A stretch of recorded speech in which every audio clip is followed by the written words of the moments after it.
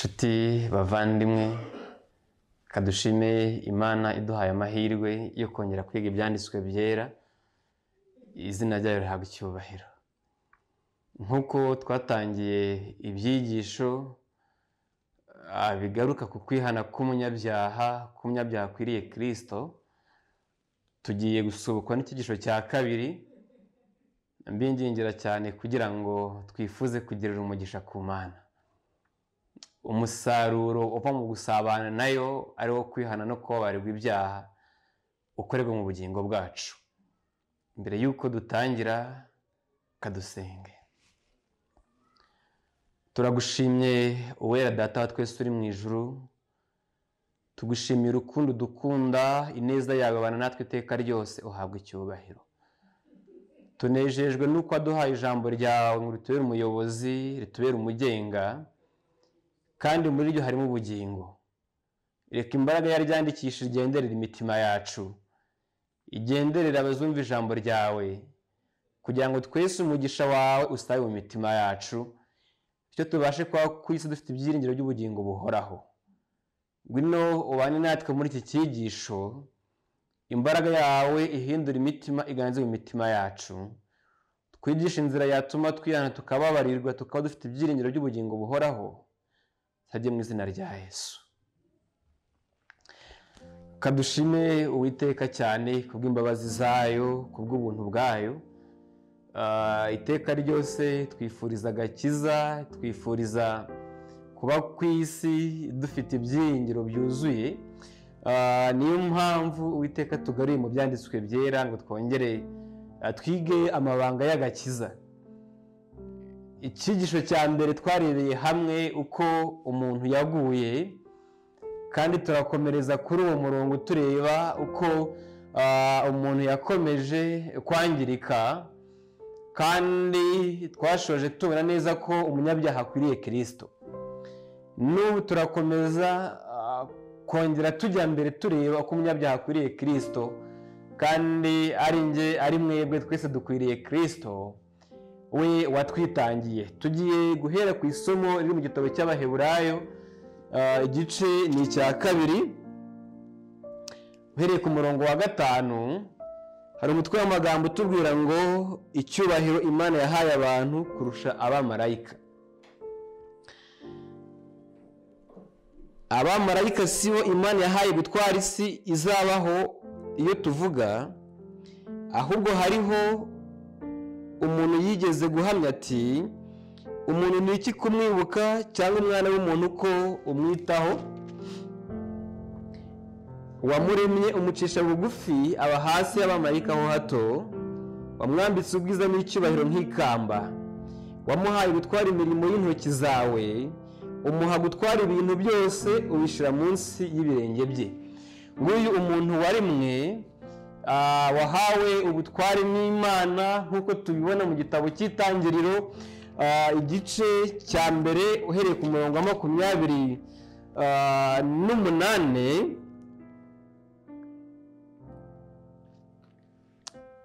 Imana imaze kurema umuntu, hatwandikiye ngo Imana ibaha umugisha, irababwira iti mwororoke mugwire, mwuzure isi, mwimenyereze ibiyirimo, mutware. Iri jambo niryo nari nshaka, bashe urutonde rw'ibintu byinshi, ariko umuntu yahawe ubutware bwo kurema, bwo kwita ku biri ku isi byose byamaze kuremwa n'Imana. Kandi nk'uko babituye mu Baheburayo umurongo wa 8, amuha gutwara ibintu byose, abishyira munsi y'ibirenge bye. Nguwo umuntu Imana yaremye utunganye, kandi nk'uko Uwiteka yari afite mu magambo mbere yuko arimo umuntu, yavuze ngo tureme umuntu agira ishusho yacu. Mva umuntu yari afite ishusho y'Imana, asa n'Imana, kandi Kristo ni ishusho y'Imana itaboneka. Uwo muntu warimwe yari afite imico ya Kristo mu bugingo bwe, yari afite gusa n'Imana. Umuntu waremwe yari imbonera, yari afite gutungana kuzuye, yari yahawe imico myiza ndetse n'umutima uhuguka, nta nenge yari afite, kandi yashiraga hamwe n'Imana. ibyo yatekerezaga byose byari biboneye, kandi n'ibyo yari agamije byose byareraga. Nguko uko umuntu yaremwe, uyu muntu niwe Imana yahaye ubutware. Umurongo wa 8b, ubwo Imana yamuhaye gutwara ibintu byose, ntacyo yasize itakimuhayeho urutabe. Ibiriho byose yabimuhaye ngo abitware. Umurongo ubabaje, bakomeje bavuga ngo nyamara kugeza ubu ntiturabona ibintu byose bitwagwa nawe.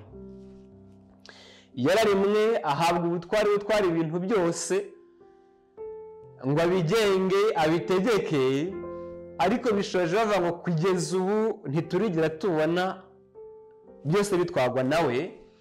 Kandi urebye ukuntu uyu munsi isi ibiyiriho byataye umurongo, uko bibayeho, byerekana neza yuko umuntu atagifite ubutware bwo kubitwara. Icya mbere, mwene muntu atagishoboye gutwara, cyo turatindaho cyane. Batubwiye ngo nyamara kugeza ubu ntiturabona byose bitwagwa nawe.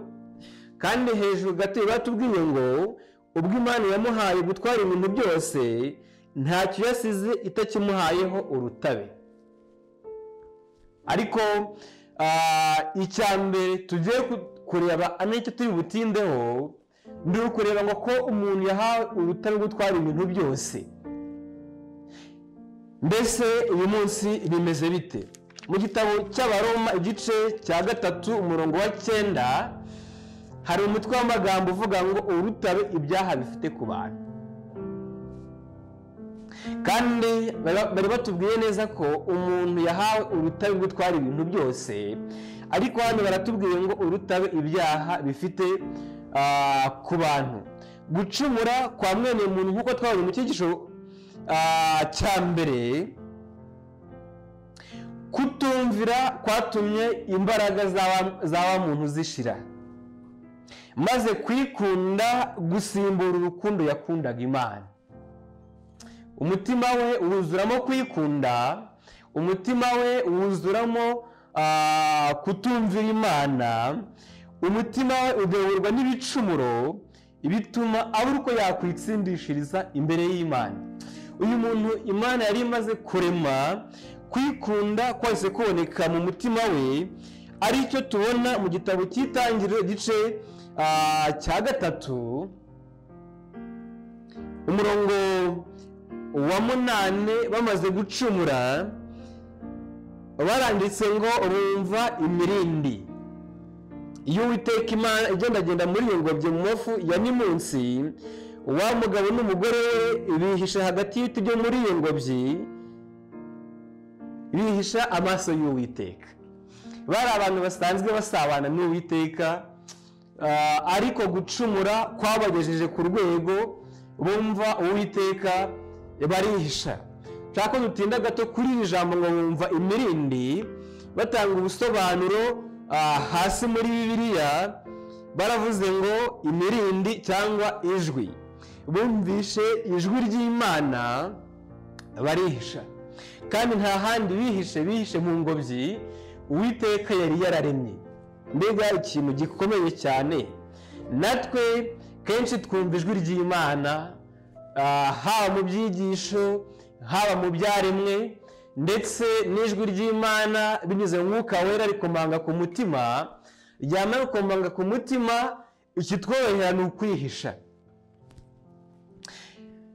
Adamu na Eva bihishe mu ngobyi y'Uwiteka. Ntabwo bagiye kwihisha hanze y'ingobyi, ahubwo ingobyi Uwiteka yabaremeye ikayibashiramo, nk'uko biri mu gice cya 2 umurongo wa 8. Batwandikiye ngo Uwiteka Imana ikeba ingobyi muri Edeni mu ruhande rw'Iburasirazuba, iyishyiramo umuntu yaremye. Umuntu Uwiteka yaramaze kurema, yamushize muri iyo ngobyi, kandi amaze no gucumura yihishe muri iyo ngobyi. Mbese twebwe iyo twumvishe ijwi ry'Imana twihisha hehe? Dufite ahantu henshi twihisha. Uyu munsi dufata itorero, dufata amadini nk'aho Imana iba, bafata nk'aho tuhita ngo ahitiriwe izina ry'Imana. Kenshi aho abantu iyo bahari bitwa ko ari abana b'Imana, bitwa ko baramya Imana, ariko inshuro nyinshi ijwi ry'Imana iyo ryumvikanye mu mutima w'umuntu yihisha mu itorero, akihisha mu biti byo muri iyo ngobyi, akihisha mu kuba umubwiriza, akihisha mu kuba umuririmbyi, akihisha kuba umudiyakoni, akihisha mu nshingano nyinshi zitandukanye kandi zamuhisha, akagira ngo ageze ahantu aturiza, akumva ageze ahantu yabonera ibyiringiro, akavuga ati rwose ubu ndi gukorera Imana. Ariko aho yicaye akumva neza yuko Kristo aje uyu munsi atabasha kubona ubugingo buhoraho, akicara bakubita ku kurimbuka kuzabaho, nawe umutima we ugatera cyane ukavuga uti ko ndi umunyabyaha, ko nubwo ndi muri izi nshingano, ko numva ntatunganiye Imana, umutima wanjye uri kure y'Imana. Uwiteka Imana ihamagara uwo mugabo iramubaza iti uri he? Uyu munsi ijwi ry'Uwiteka riraguhamagara ribaza ngo uri he? Ongera usuzume imibereho yawe, usuzume uko ubanye n'Imana, usuzume aho wihishe mu biti byo mu ngobyi, aho uri mu nshingano nyinshi zitandukanye z'itorero, wibaze ngo umutima wanjye umeze ute ku Mana ubu ngubu. Murongo wa 10 arayisubiza ati numvise imirindi yawe muri iyo ngobyi, ntinyishwa nuko nambaye ubusa ndihisha. Yumvishe ijwi ry'Imana rikomanze mu mutima, atinyishwa nuko yambaye ubusa, atinyishwa no kubona mu maso y'Imana, atinyishwa no guhagarara imbere y'ukiranuka, nuko afata umwanzuro ajya kwihisha. Ese wowe uyu munsi usabwe guhagarara imbere y'Imana, urumva wahagarara ute? Uyu muntu akimara gucumura, umutima we wadebuwe n'ibicumuro, bituma abona uko yakwitsindishiriza imbere y'Imana ngo aneshe ibibi. Byaje kurangira ikibi gikomeje kunesha umuntu, kandi n'uyu munsi niko bimeze, ikibi kirushaho kuganza ku isi. Umuntu wese ahinduka imbohe ya Satani, kandi yajyaga kugumya kuba imbohe ya Satani, ariko hashimwe Yesu waje gutabara mwene muntu. Imigambi y'umushukanyi niyo yuzuye umutima we. Imigambi y'umushukanyi yatumye umuntu nawe agendera mu murongo wa Satani, kugeza uyu munsi ibyo twibonera ni ibibi gusa. Umuntu akimara gucumura ntiyabaye akinezezwa n'ibyera. Byera byaramubihiye, kandi n'uyu munsi ibyo gukiranuka, ibyo kwera abantu barabyanga, kandi abantu banga kuza mu muco kugira ngo ibyabo bigaragare, bitewe n'uko byo bazi ko ari babi, bikundira kwibera mu mwijima.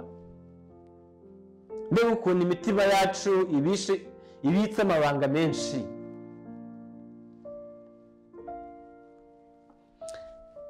Ntiyaba akinezezwa n'ibyera, niko gushaka uko yakwihisha Imana.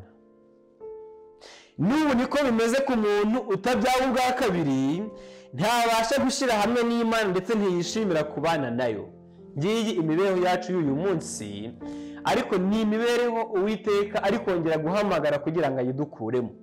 Ni imibereho Uwiteka ijwi rye rikomeje kwinginga mu matwi yacu, kugira ngo adukure muri iyo mibereho yo kwihisha Uwiteka kandi twitirirwa izina ryayo. Byaje kurangira ibyaha bigize urutare ku muntu. Mu gitabo cya Zaburi igice cya 52, igice cya 53, niho tuza kongera kubona amagambo yerekana uko mwene muntu yabaye. Murongo wa 3, Imana yarebye abantu iri mu ijuru kugira ngo imenye yuko harimo abanyabwenge bashaka Imana. N'uyu munsi Uwiteka ari kwitegereza ari mu ijuru ngo arebe niba mu isi hari abantu dushaka Imana. Mbese imitima yacu twumva ishaka Imana. twumva ifitiye inzara n'inyota gukiranuka no kuba mu biganza by'Imana. Umurongo wa 4, Uwiteka yaritegereje icyo yabonye, ngo yasanze bose barasubiye inyuma. Yasanze bose barandurijwe hamwe, yasanze ntawe ukora ibyiza n'umwe. Yasanze ntawe ukora ibyiza n'umwe. Nguko uko mwene muntu yabaye. Ndetse nayo mpamvu dukwiriye kwihana, kuko imibereho yacu yose gushaka Imana kwarabuze mu bantu, kuryoherwa n'iby'Imana byarabuze, kuryoherwa no gukiranuka byarabuze, ahubwo dukunda gukiranirwa gusa. Uwakwiye ati se imibereho y'abantu bose ibyo bakora nta kunezeza Imana kurimo, nta byiza bakora birimo? Yesaya yabyanditse neza, igitabo cy'umuhanuzi Yesaya igice cya 64 umurongo wa 5 batwandikiye kuko twese twahindutse abanduye. Kuko twese ikiremwa muntu twahindutse abanduye, kandi n'ibyo twakiranutswe byose bimeze nk'ubushwambagara bufite ibizinga. Twese turaba nk'ibibabi, kandi gukiranirwa kwacu kudutwara nk'umuyaga. Nguko uko umuntu yaje guhinduka. Ibyo twakiranutse n'ibyo twakoze byose ni ubushwambagara bwuzuye ibizinga. Uyu munsi wakwambika ubushwambagara bwuzuye ibizinga, biragoye ko watambuka mu nzira wakorwa n'isoni. Mbese niba amaso y'abantu tuyatinya kugeza ubwo tukagwa n'isoni ntitwambara ubushwambagara, mbese tuzabasha guhagarara gute imbere y'amaso y'isumba byose? None batwandikiye iri somo kadusubiremo, twese twahindutse abanduye, kandi n'ibyo twakiranitse byose bimeze nk'ubushwambagara bufite ibizinga. Twese turaba nk'ibibabi, kandi gukiranirwa kwacu kudutwara nk'umuyaga. Twasigaye turi abantu batwagwa n'ibyaha. Nguko uko umuntu yahindutse. Umunyabyaha ntiyabasha kunezerwa imbere y'Imana, yakwiheza mu iteraniro ry'abera. Ngiyi impamvu ikomeye ikwiye kudutera kwifuza kwihana no kugarukira Imana. Ntabwo byashoboka ko twazicarana nayo mu bikari byera imitima yacu yanduye. Niyo mpamvu nshuti bavandimwe, dukwiriye gushaka ikindi kidasanzwe, aricyo gushaka ubutungane bukomoka ku Mana. Nubwo twagira ubwenge bwahe, nubwo twagira ubuhanga n'imbaraga, ntitwabasha kwihindura. Nguko uko mwene muntu yahindutse. Bavuze ngo ubwo bwenge dushobora kugira, ubwo buhanga, ngo byabasha kwitondesha umuntu ku mugaragaro.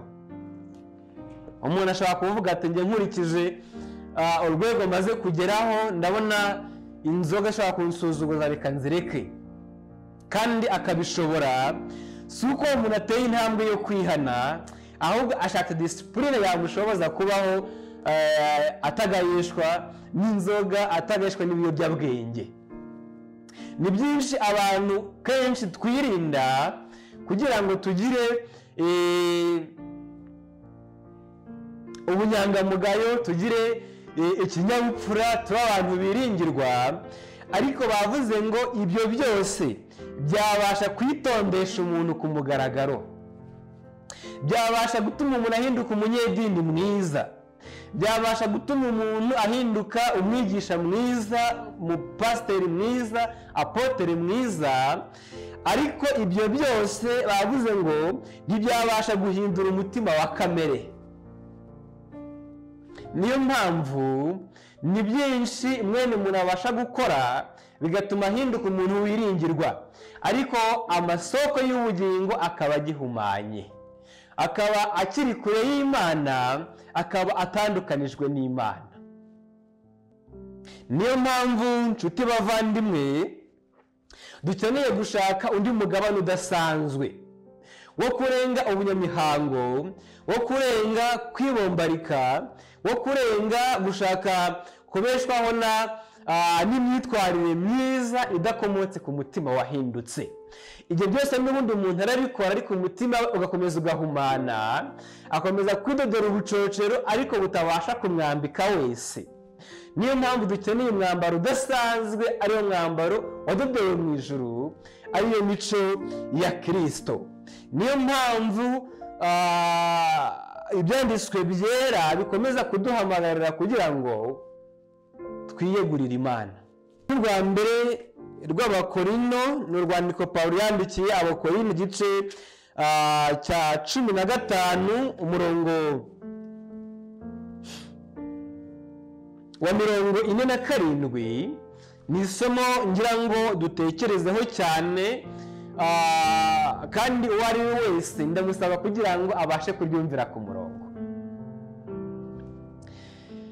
Umuntu wa mbere yaturutse mu butaka ari uw'ubutaka, nk'uko ibyanditswe byera bibitubwira mu Itangiriro igice cya 2 umurongo wa 7, aho batwandikiye ngo nuko Imana irema umuntu mu mukungugu wo hasi. Nuko Imana irema umuntu mu mukungugu wo hasi, none batubwiye ngo umuntu wa mbere yaturutse mu butaka ari uw'ubutaka. Yaturutse mu butaka ari umukungugu, aza ari uw'ubutaka. Nuko Imana irema umukungugu wo hasi, imuhumekera mu mazuru umwuka w'ubugingo, umuntu agira ubugingo buzima. Mu cyigisho cya mbere iri somo twarigarutseho, Pawulo yongeye kurisobanura muri iri somo ry'urwandiko rw'Abakorino ku murongo wa 45. Umwuka yahumekewe mu mazuru ni umwuka udasanzwe, kandi ni umwuka watumye arenga kuba uw'ubutaka. None batubwiye ngo ndaza kuhagaruka, umuntu wa mbere yaturutse mu butaka ari uw'ubutaka.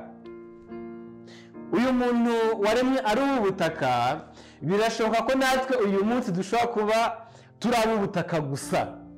Kenshi iyo turi gushyingura dukunda gukoresha amagambo avuga ngo ni igitaka mu gitaka. Bityo rero niba umuntu ari igitaka mu gitaka, dukeneye undi mugabane udasanzwe urenze icyo ngicyo. Imuhumekera mu mazuru umwuka w'ubugingo. Uyu mwuka w'ubugingo ukimara kugira mu muntu, niba umuntu yabaye ubugingo buzima, kandi natwe niwo mugabane dukwiye kwifuza ko uboneka mu bugingo bwacu. Twakibaza ngo umuntu uri ku isi ni ibisanzwe, arahumeka, yinjiza umwuka mwiza ogisijene, agasohora umwuka mubi gaze carbonique. Ni ibisanzwe, niko ubuzima bwa mwene muntu buteye. Mbese watekereza ngo niwo mwuka w'ubugingo Imana yahumekeye mu muntu? Bitewe n'iri somo twagarutseho ubushize mu wa 45 batwandikiye ngo uko niko byanditswe ngo umuntu wa mbere wa Adamu yabaye ubugingo buzima. Akimara guhumekera umwuka w'ubugingo yabaye ubugingo buzima, ngo ariko Adamu wa nyuma yabaye umwuka utanga ubugingo. Mu yandi magambo, umuntu yahumekewemo umwuka w'ubugingo ari we Adamu wa nyuma, kandi Adamu wa nyuma niwe Kristo. Umuntu akimara guhumekerwamo Kristo mu bugingo bwe yabaye ubugingo buzima, yakira Kristo muri we, Kristo asigara ari we utuma abasha gusabana n'Imana byuzuye. Ariko umuntu akimara gucumura, nk'uko Uwiteka yababwiye ati umunsi mwakiriyeho no gupfa muzapfa, batakaje uyu mwuka utanga ubugingo, basigara nta bugingo buzima bafite muri bo. Kandi nicyo gituma uwo ari we wese uvukiye ku isi avuka nta bugingo buzima afite. Nk'uko umunyezaburi yabyanditse muri Zaburi 58, Zaburi 58 ku murongo wa 4, batwandikiye ngo abanyabyaha batandukanwa n'Imana uhereye mu kuvuka kwabo.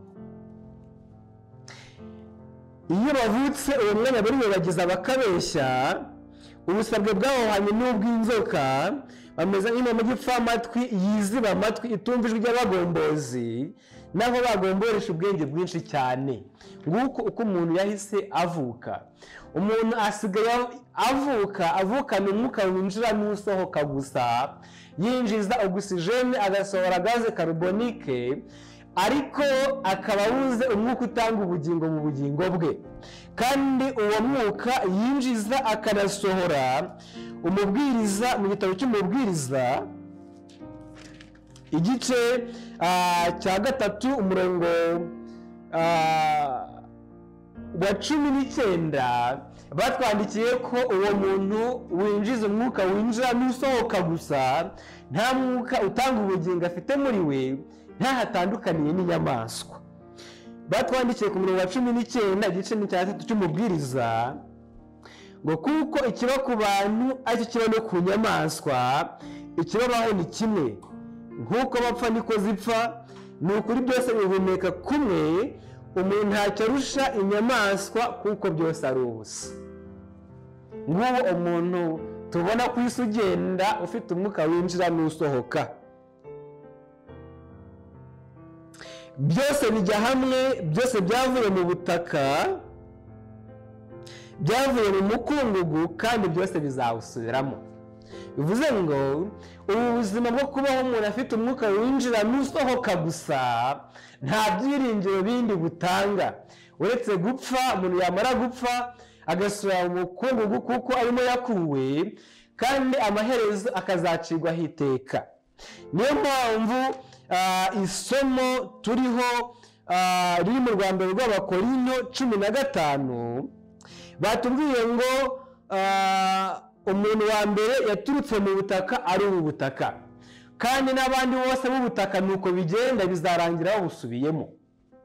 Niyo mpamvu dukeneye kwimuka ku mugabane wo kubaho turi abantu b'ubutaka bafite umwuka winjira n'usohoka. Ahubwo batubwiye ngo naho umuntu wa kabiri yaturutse mu ijuru, kandi uwaturutse mu ijuru ni Kristo. 48 nk'uko uw'ubutaka ari niko n'ab'ubutaka abandi bari. Uyu w'ubutaka wamaze gucumura agahinduka imbohe ya Satani, uko yabaye akimaze gukora icyaha, uwo yabyaye yamubyariye hanze y'ingobyi ya Edeni, yamubyariye hanze y'ubutaka Uwiteka yari yateguye ngo umuntu azabemo.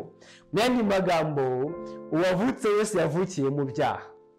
Uhereye kuri Kayini yavutse ari uwo kurimbuka, avukira mu byaha. Ari Abeli avukira mu byaha. Ari Seti wakurikiyeho avukira mu byaha, n'abandi bose Adamu na Eva babyaye. Niko natwe twavutse, natwe tuvuka turi ab'ubutaka, tuvuka turi ab'umubiri, tuvuka dufite umwuka winjira n'usohoka, nta bitandukaniye n'inyamaswa. Niyo mpamvu mwene muntu avuka agira umujinya n'inyamaswa zikawugira, akavuka agira urugomo n'inyamaswa zikawugira. Imico ye nta itandukaniye n'iy'inyamaswa, ndetse kenshi hari umuntu twitegereza tukavuga ngo uriya muntu ni inyamaswa. Uwo ari we wese akavuga ati uriya muntu ni inyamaswa, mu rugo iwe ni inyamaswa, mu kazi ni inyamaswa. Mu yandi magambo imiterere ye iba imeze nk'iy'inyamaswa. Niyo mpamvu batubwiye ngo umuntu wa mbere yaturutse mu butaka ari uw'ubutaka, naho uwa kabiri yaturutse mu ijuru. Nk'uko uw'ubutaka ari niko n'ab'ubutaka abandi bari, kandi nk'uko uw'ijuru ari niko n'abandi bari. Izina ry'Imana rihabwe icyubahiro. Uw'ijuru uko ari niko n'ab'ijuru bari. Niyo mpamvu dukwiye kwifuza uyu mugabane udasanzwe, kwifuza kumera nk'uwaturutse mu ijuru, kwifuza kumera nka Kristo. 49 kandi nk'uko twambaye ishusho y'ubu butaka, niko tuzambara n'ishusho y'uwo mu ijuru. Izina ry'Imana rihabwe icyubahiro. Umugambi wacu, intego yacu ni ukwifuza kugera ku rwego twambara ishusho y'uwo mu ijuru. Reka mparanire kugira ngo wambare iyi shusho, nawe uhimbaniye kugira ngo wambare iyi shusho.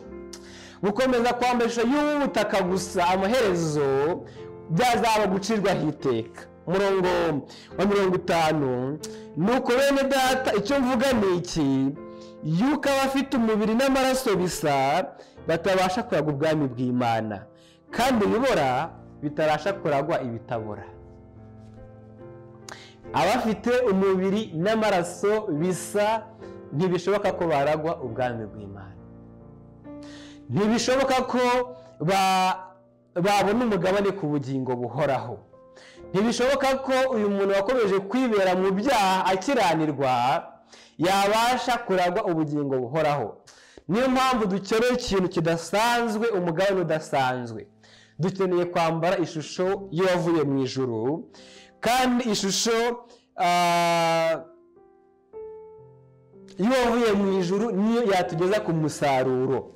Naho atari ibyo, kwiyoborera amajyambere kw'abantu byaba ari ukurwogwa n'ubusa, kandi imirimo myiza yose dukora yo gutuma abantu bajya mbere nacyo ntacyo yaba imaze. Iyo tubikoze bidatewe n'uko dufite isoko y'ibyiringiro y'uko twamaze kwakira umugabane udasanzwe, ari wo mugabane wo kwakira imico y'uwakomotse mu ijuru. Niyo mpamvu Uwiteka aduhamagarira ikintu kidasanzwe.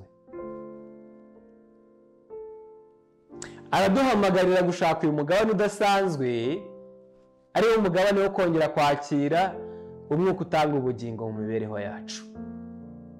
Araduhamagarira imibereho idasanzwe yo kwakira imbaraga ihindura, kandi koko igahindura umunyabyaha akava mu rupfu akagera mu bugingo.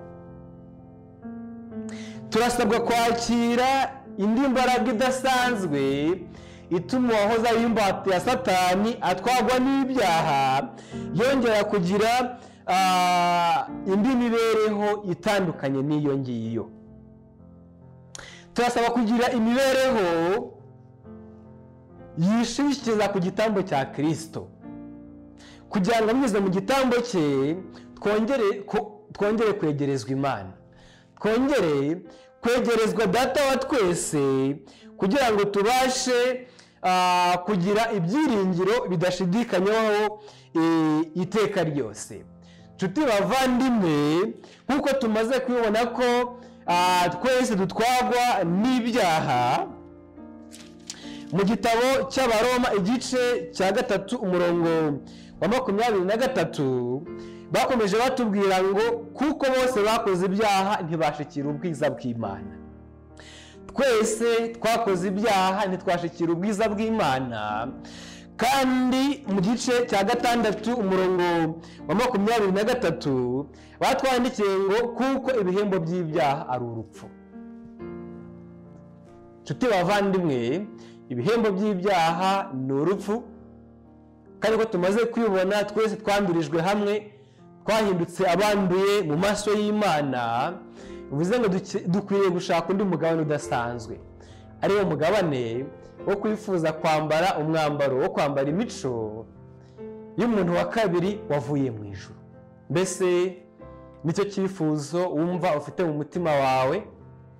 Mbese niko kugambirira wumva ufite, nicyo uri guhozaho ibitekerezo mu bugingo bwawe? Twamaze kubibona, kugira ngo tuzazamuke iki kirere biradusaba kuba dufite imico ikwiriye abatahajuru. Birasaba kuba dufite imibereho y'abantu banezeza Imana, y'abantu bafitanye ubumwe na Kristo. Zaburi 15 umurongo wa 1 batwandikiye ngo Uwiteka ninde uzaguma mu ihema ryawe, ninde uzatura ku musozi wawe wera? Batwandikiye ngo nugendera mu bitunganye, agakora ibyo gukiranuka, akavuga iby'ukuri nk'uko biri mu mutima we, n'ugenda mu bitunganye, kandi batubwiye ngo nukora ibyo gukiranuka. Niyo mpamvu dukeneye kurushaho kwifuza uyu mugabane udasanzwe, kuko gukora ibyo gukiranuka ntibiri mu muntu ugenda, gukora ibyo kwera ntibiri muri mwene muntu keretse gusa yamaze kwakira umugabane udasanzwe, ari wo mugabane wo kwakira uyu mwuka utanga ubugingo mu mibereho ye. Uyu mwuka utanga ubugingo utari wakirwa muri mwene muntu azakomeza kubaho ari wo gukiranirwa mu maso y'Imana. Niyo mpamvu dusatira umusozo dukwiriye gushaka ko twakakira umwuka w'Imana mu bugingo bwacu.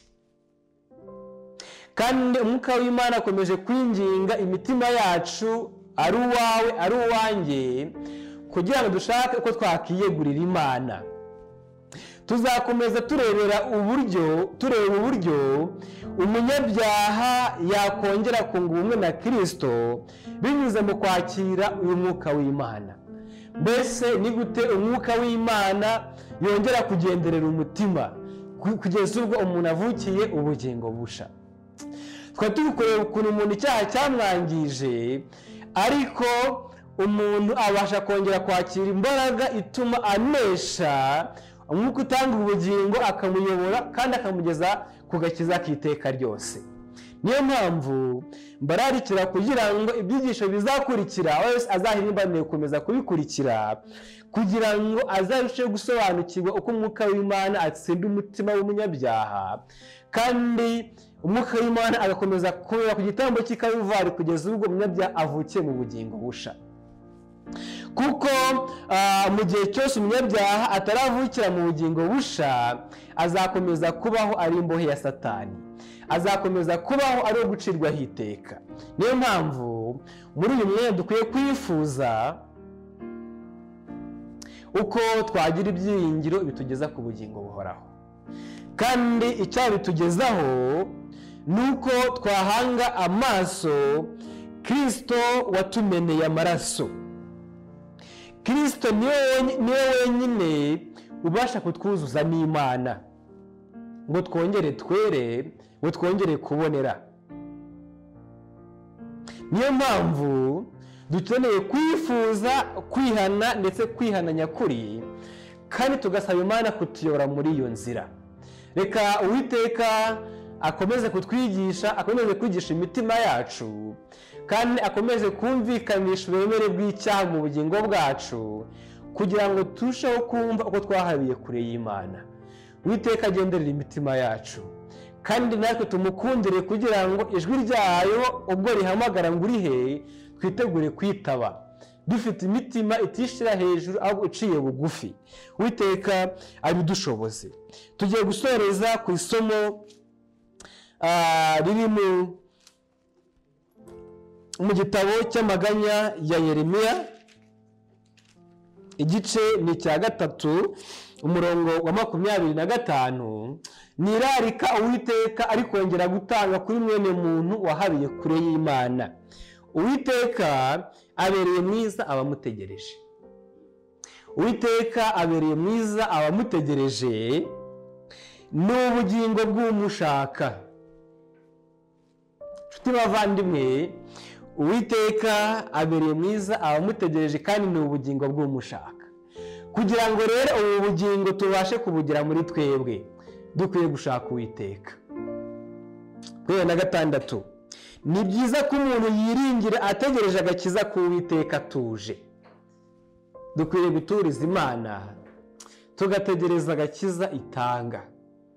Dukwiriye gushaka igihe cyo guturiza Imana kugira ngo iganirize imitima yacu. Dukwiye gushaka ibidasanzwe guturiza Imana kugira ngo yumvikanishe ibyo gukiranuka muri twebwe. Ibikwiriye umuntu kuremererwa akiri umusore. Biradukwiriye ko twongera kuremererwa, kandi nta kindi kigomba kuturemerera n'icyaha. Uwiteka yumvikanishe uburemere bw'icyaha mu bugingo bwacu. 3:1 abatwandikiye ngo kuko Uwiteka atazagira ubwo areka umuntu iteka. Amena. Uwiteka iteka ryose ntago azatureka, nubwo twahabiye kure y'Imana, nubwo ibyaha byatugizeho urutare bikadutwara, hari ibyiringiro by'uko twakira. Niyo mpamvu Uwiteka akomeje kuturarikira kumusanga no kumwiyegurira. Murongo wa 40. Dutekereze inzira zacu tuzigenzure. uyu ni umwanya ijuru ryongeye kuduha ngo twongere gutekereza inzira zacu. Nawe aho uri ukurikirana iki cyigisho, ndakwinginze kugira ngo wongere gutekereza inzira zawe, wongere gutekereza imigendere yawe, wongere gutekereza kuva muri kavukire yawe urebe ukuntu wagiye ujya kure y'Imana. Kabiri, nitumara kuzigenzura dutere indi ntambwe yo kugarukira Uwiteka. 41, twerekeze imitima yacu ku Mana iri mu ijuru, tuyitegere amaboko yacu. Twaracumuye kandi turagoma, nawe ntiwatubabarira.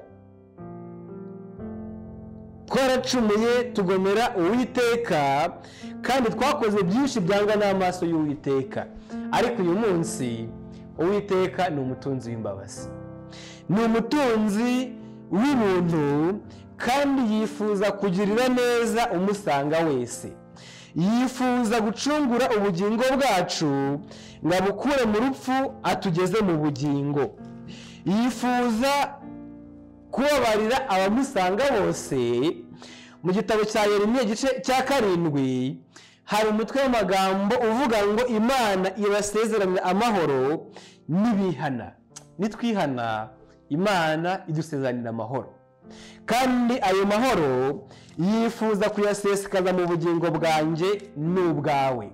Yifuza gutanga ibyiringiro muri twe nitwihana. Igice cya 11 turacyari muri Yeremiya. Imana yemera kubabarira abihannye. Mfite bavandimwe, ndabifuriza kongera kwiyegurira Imana. Reka dutekereze inzira zacu, duturize Imana yongere kurondora imitima yacu, yongere kugaragaza kudatungana kwacu, kandi yongere gutanga ibyiringiro muri twebwe. Uwiteka akomeze kutuyobora mu nzira y'agakiza kugeza ubwo agakiza kaganje mu bugingo bwacu.